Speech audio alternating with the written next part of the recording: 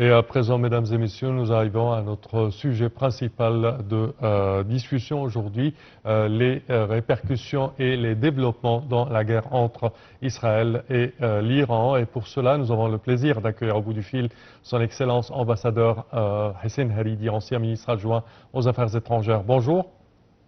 Bonjour, bonjour. Alors, Votre Excellence, quand on parle des derniers développements sur la scène régionale, surtout avec la guerre entre Israël et l'Iran, quelles sont vos analyses? Non, le monde attend toujours la décision finale du président américain, M. Donald Trump, Oui. sur est-ce que les États-Unis vont joindre Israël dans sa guerre contre l'Iran, Oui. ou il va favoriser une solution diplomatique. Le monde attend toujours. Avant-hier ou hier, la porte-parole de la Maison-Blanche a annoncé que le président américain va prendre sa décision finale au bout de 2 semaines.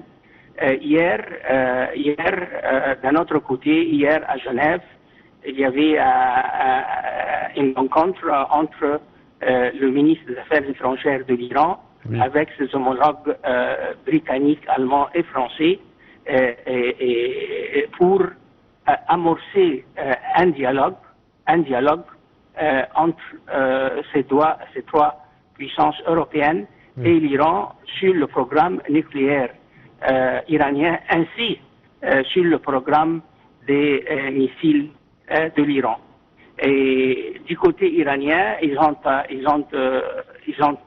annoncé qu'ils vont à Genève pour écouter la position de ces 3 pays européens qui ont été signataires de l'accord sur le nucléaire iranien en 2015. Alors, on attend toujours, et durant ces 2 semaines, et on ne sait pas, il y a un grand point d'interrogation sur est-ce que le président américain est sincère, ou il travaille avec les Israéliens pour mener une frappe par les forces aériennes américaines sur l'usine de l'enrichissement de l'uranium, l'usine de Fordo. Alors, tas de points d'interrogation, mais le monde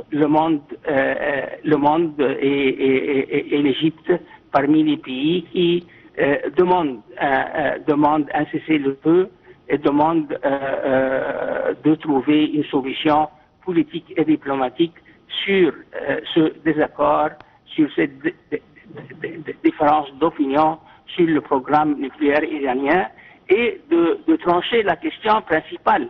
oui. Trancher la question principale, est-ce que l'Iran veut développer une bombe atomique ou non? Oui. Également, quand on regarde la situation aux États-Unis et la position du président américain, on a l'impression que le président américain a une sorte de tractation entre 2 positions. Néanmoins, il ne peut pas trancher là-dedans. Quelles sont les entraves qui l'arrêtent de s'aliéner à la position israélienne et attaquer l'Iran? Non, à vrai dire, moi je ne peux pas dire que le président Trump n'a pas pris une décision. Je ne peux pas dire ça. Peut-être il hésite, mais moi, à mon avis, lui, je veux, quand on parle de la position américaine, oui, on doit l'analyser sur 2 ou 3 niveaux. Le premier niveau et le premier aspect, c'est le président Trump lui-même comme personne. Oui. D'accord? Et c'est très important. C'est très important. Et dans ce contexte-là, si le président américain veut qu'un de ses fils ou une de ses filles, par exemple Madame Ivanka Trump, se présente aux élections américaines prochaines, alors sa décision va être influencé, impacté par ça, premièrement. Le deuxième aspect ou le deuxième niveau d'analyse, c'est ce que vous venez d'expliquer maintenant, la division, une division entre les conseillers base populaire, du le MAGA, oui. le mouvement MAGA, oui. et les démocrates et les républicains que ne veulent pas répéter la guerre ou l'invasion américaine contre l'Irak en 2003 et les retombées désastreuses de cette guerre ou de cette invasion. Oui. Alors maintenant, est-ce que M. Trump est susceptible à de telles pressions? J'en suis pas sûr. Et d'un autre côté, peut-être le fait qu'il n'y a pas une certitude qu'une frappe américaine contre l'usine de l'uranium de Fordo va porter ses fruits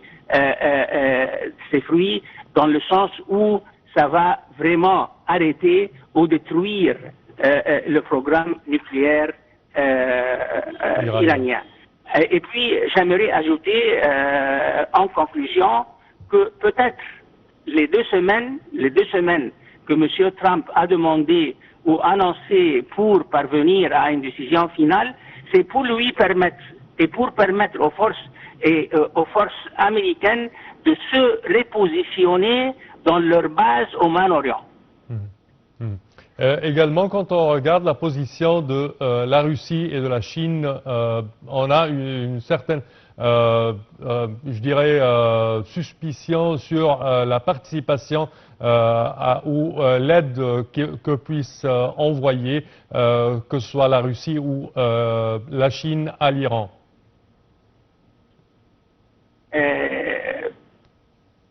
Du point de vue russe et chinois, je pense que ces deux grandes puissances n'ont aucun intérêt qu'un changement de régime ait lieu en Iran. En Iran. Oui, mais d'un autre côté, ils sont conscients.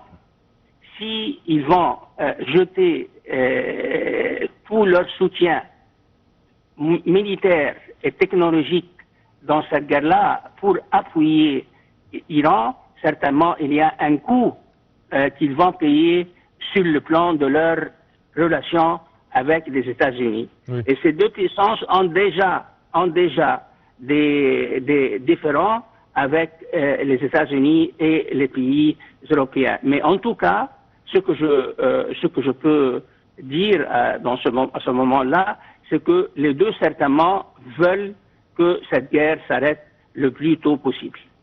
Certainement, certainement. Votre perception quand même de cette situation dans le futur proche, est-ce qu'on s'attend à une prolongation, un raccourcissement de cette guerre? Avec les deux semaines de délai de Donald Trump, est-ce que la guerre s'étendra? Mais on ne doit pas prendre ces 2 semaines, ce délai de 2 semaines comme acquis, hein? Oui. Il a dit dans 2 semaines, c'est-à-dire oui. C'est le maximum, c'est 14 jours. Mais ça veut dire qu'il peut prendre la décision demain ou après-demain. Oui. Mais à mon avis personnel, tout est lié aux préparations militaires américaines au Moyen-Orient. Espérons pour le mieux. Monsieur l'ambassadeur Hassan Hariri, je tiens à vous remercier énormément de vos explications. Merci à vous. Je répète que vous êtes ancien ministre adjoint aux Affaires étrangères. Chers téléspectateurs, une petite pause.